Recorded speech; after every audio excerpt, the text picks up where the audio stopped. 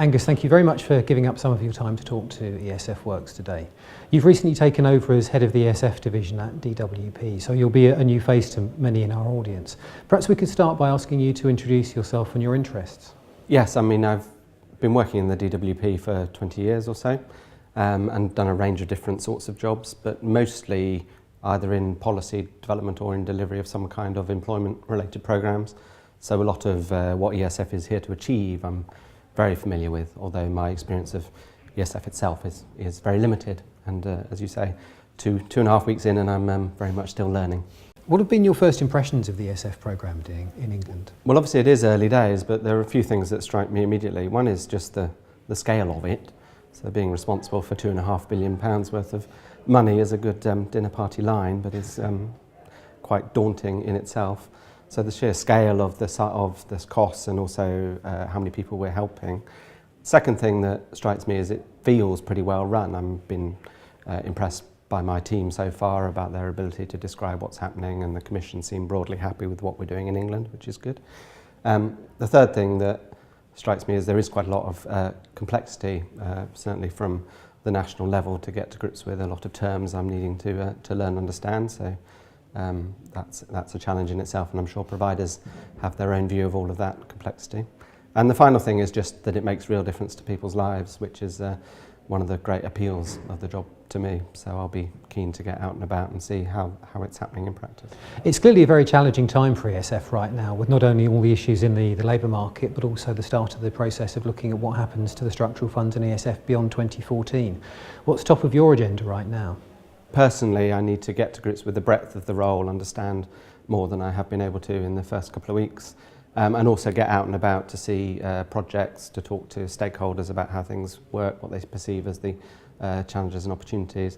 And then thirdly, the new regulations have only just been published, and so that's a really good opportunity for me to be in at the beginning and try and shape a programme that meets our needs. What do you hope ESF can achieve over the remainder of this current programme?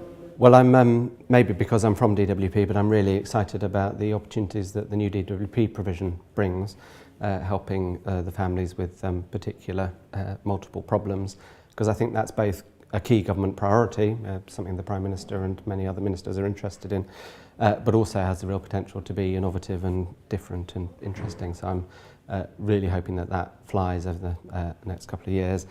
But also more generally, the economy seems to be still struggling. I'm no economist, but things are not rosy at the moment.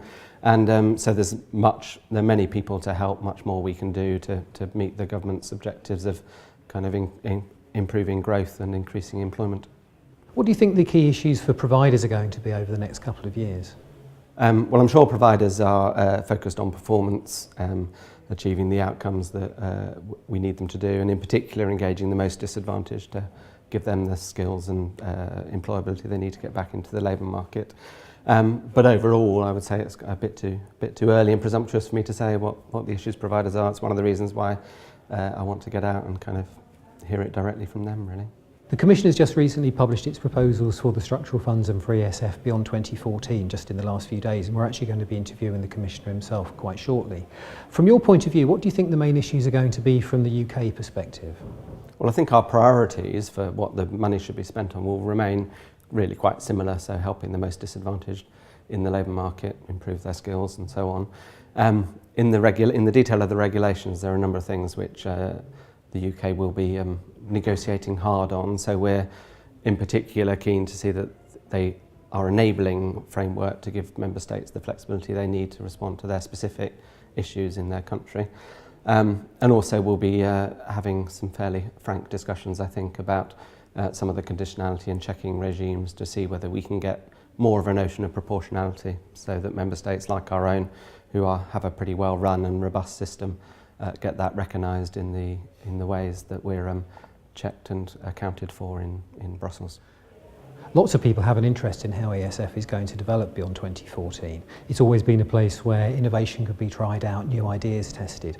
Where will be the opportunities for people to input to the process as we go forward? There's lots of people in the ESF community I'm sure would like to have their views listened to. Yes, it's a very opportune question, because actually one of the first things that has struck me in coming into this debate is we don't know all the answers at the centre, clearly. So I'm very keen that we do get that input from local players, people with experience, so that we can build an operational programme that is right. But I don't have any yet detailed answers about exactly how we're going to do that.